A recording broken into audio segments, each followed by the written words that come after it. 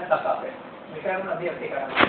પણ આ મીડિયા સાથે સાથે ઘણા ખરા નવા ઉભરતા લેખકોને પણ એક પ્લેટફોર્મ આપે છે પોતાની પ્રતિભાને દેખાડવા માટે અને પછી તેમના જીવનની અંદર કારકિર્દી ઘડવા માટે પણ મદદ કરતો હોય છે.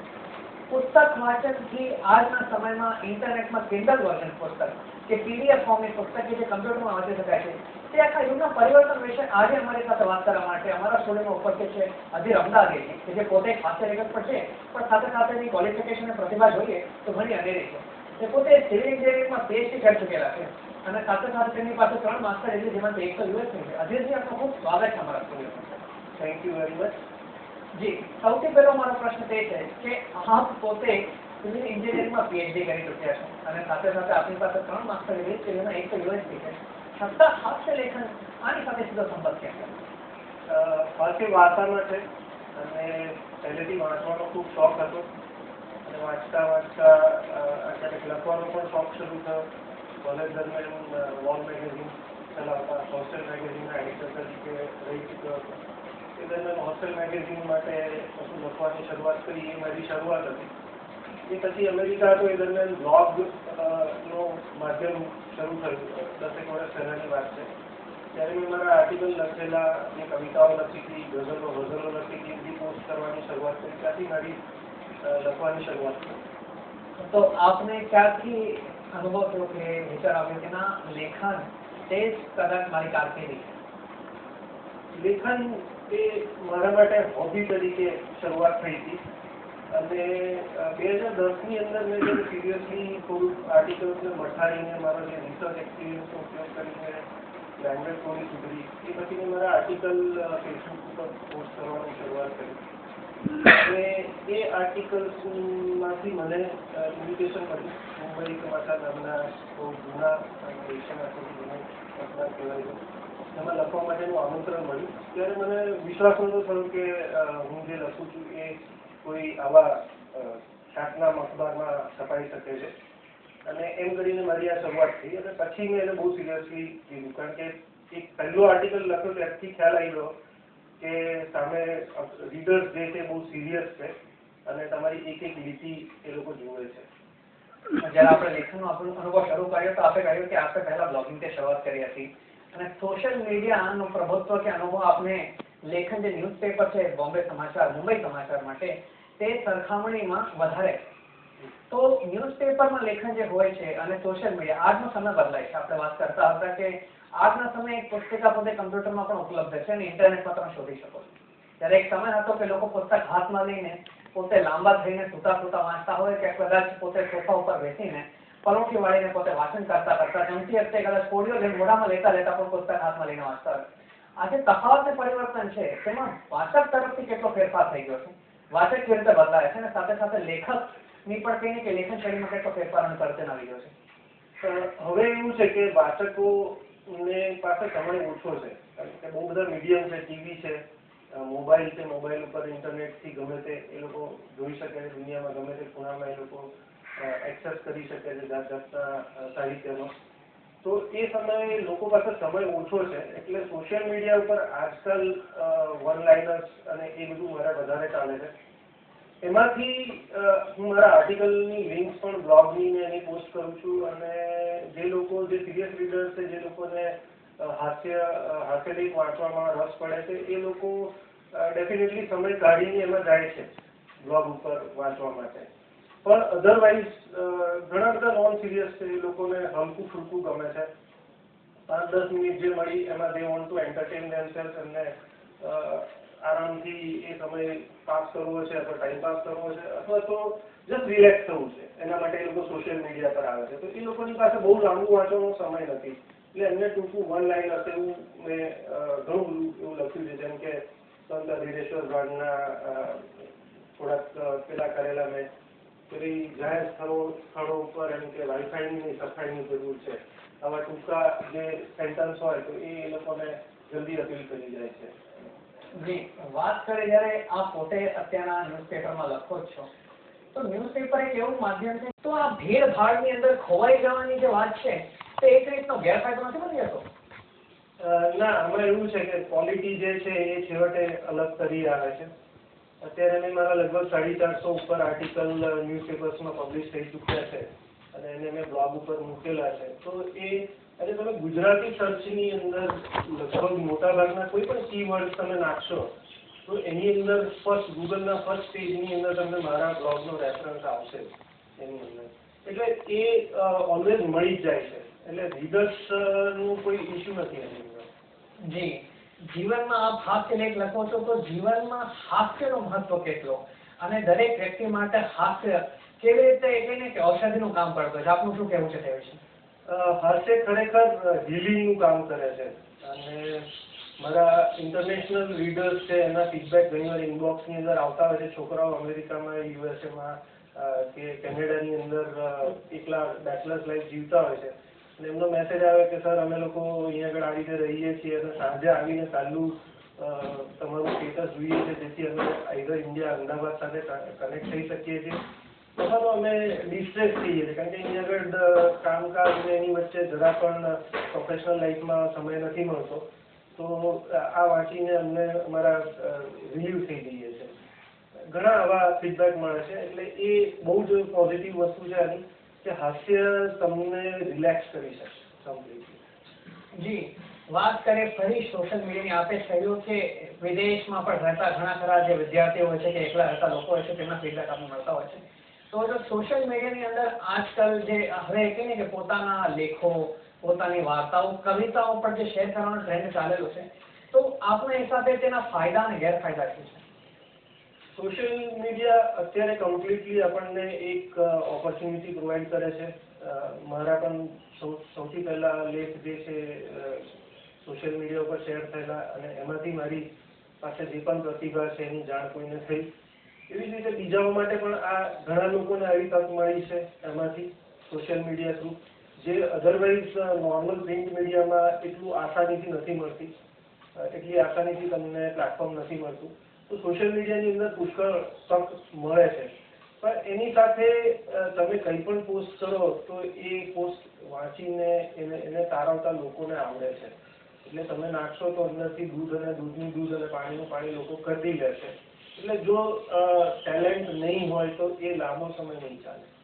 જી, તે તો કદાચ ગેરફાયદો નહીં પણ ફાયદો કહેવાય. પણ મારા હિસાબો કદાચ વાત કરીએ કે ઘણી ખરી વાર વ્યક્તિની કૃતિ પોતાની હોય છે અને પછી તે જ કૃતિ ત્યારે ફરીથી પાછી કોકના નામે મળતી હોય છે. કોપી પેસ્ટની વાત કરવામાં આવે છે કે જ્યારે એક પુસ્તિકા પબ્લિશ થતી હોય ત્યારે આપને ઇન્ટરનેશનલ પોતે સર્ટિફિકેટ પણ મળતું હોય છે અને કોડિંગ પણ મળતી હોય છે પબ્લિશિંગ માટેની, પેટન્ટ થઈ શકે છે. પણ જ્યારે સોશિયલ મીડિયાની અંદર કોઈ એવી વસ્તુ પીરસવામાં આવે કે જેનું કદાચ પેટન્ટ નથી થયેલું હોતું તો ઘણી ખરી વાર કોપી પેસ્ટના શિકાર બનેલા ઘણા ખરા પ્રતિભાશાળી લેખકો છે તેમને તમે જજ ન પડતો. આ વિશે આપનું શું કહેવું છે? હા, એટલે સોશિયલ મીડિયા ઉપર આવા અનુભવ બહુ થાય. મેં મારા શરૂઆતનું જે પોસ્ટ હતી કે પત્નીને ખુશ રાખવાના 101 ઉપાય મેં 4 ભાગમાં પ્રકાશિત કરેલા અને ખૂબ જ પોપ્યુલર થયા હતા. પણ ઘણા લોકોને ખબર નથી અને ઘણા લોકોએ એને ત્યાંથી કોપી કરી અને પોતાના નામે બ્લોગ ઉપર ચડાયા અથવા તો બ્લોગ ઉપર નામ વગર મૂક્યા. પછી જ્યારે વોટ્સઅપ કે એ આવ્યું ત્યારે એમાં ફરતા થઈ ગયા. તો એ વખતે તમને ક્રેડિટ નથી મળતી તમારું કામ કર્યું હોવા છતાં. તો આ એક લોકોની અવેરનેસ નથી કે લેખક કેટલી મહેનત કરીને અથવા તો એની પાછળની કેટલી ક્રિએટિવિટી છે. તો એ લોકો ફોરવર્ડ કરતી વખતે જો થોડુંક સર્ચ કરે તો તમને એ લેખકનું નામ અવશ્ય મળી જાય. આ તો કવિતાની ગઝલમાં પણ થાય છે. મરીઝની ગઝલ હોય અને ઘણા લોકો પોતાના નામે ચડાવી દેતા હોય છે. હવે લોકોને ખબર પડે છે એ વસ્તુ કે આ મરીઝની ગઝલ છે. તો એવું થોડુંક સર્ચ કરો તો મળી જાય છે. પણ આ એક આપણે પોતાની ટેવ બદલવાની વાત છે. કારણ કે ખોટું તો કંઈ કાયમ ચાલવાનું નથી. તમે એકાદ પોસ્ટ એવી કરો લોકો માની લે કે આ તમે કરી છે પણ વારંવાર તો તમે સસ્ટેન ના કરી શકો. મતલબ મોરના ઈંડા છે કરવા ના પડે, તે પોતે દેખાય થાય છે. હા, એ તો જે સાચું છે એ કરી આવવાનું છે.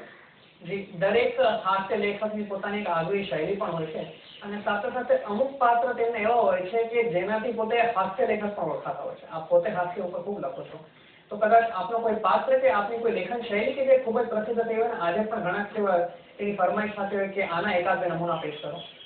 એટલે મારા હાસ્યની અંદર ક્યારેક લેંગ્વેજનો ઉપયોગ કે જે આપણી આજુબાજુના જે પાત્રો છે એનું ઓબ્ઝર્વેશન કર્યું હોય. જેમ કે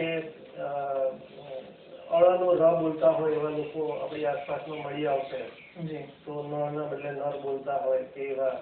તો એમના વિશે મેં એક આર્ટિકલ લખ્યો હતો કમરા ભાભીનો બરાપો કરીને, એમાં હરાનો ર કરતા એક બેનની મોનોલોગ છે અને એ ખૂબ લોકોને ગમે હતો કારણ કે એમાં બે વસ્તુ હતી. એક હ્યુમર પણ હતું, એ બેન જે ભાષા બોલે છે એમાં હ્યુમર હતી, પણ એની સાથે સાથે એ બેનની લાઈફ વિશે પણ થોડીક ખબર પડતી હતી એની અંદર. એ આપણા મિડલ ક્લાસની લાઈફ એમાં જોવા મળતી હતી.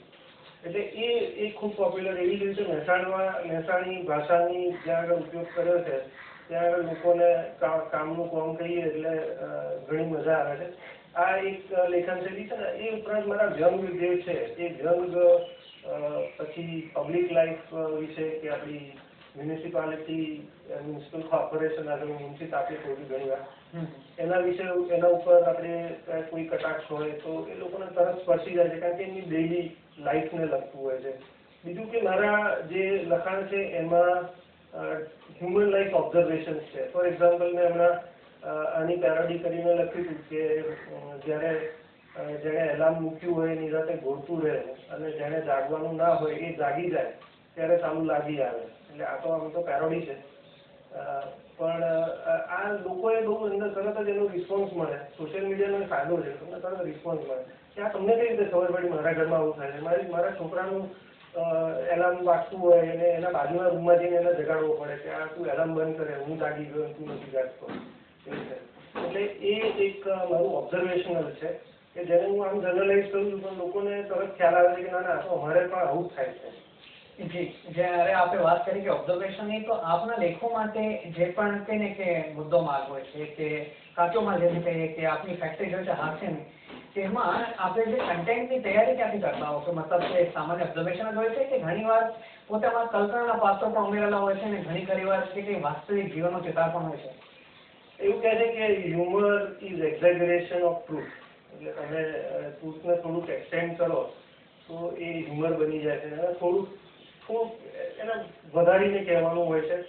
એટલે એ રીતે મને ઘણું એમાં મળ્યું છે. અને આજુબાજુના પાત્રો જે છે એ આપણી આસપાસની અંદર, હું તો એવું કહું કે હાસ્ય લેખક જો કવિ સંમેલનમાં જાય ને તેનો ફેરો માથે નથી પડતો કદી.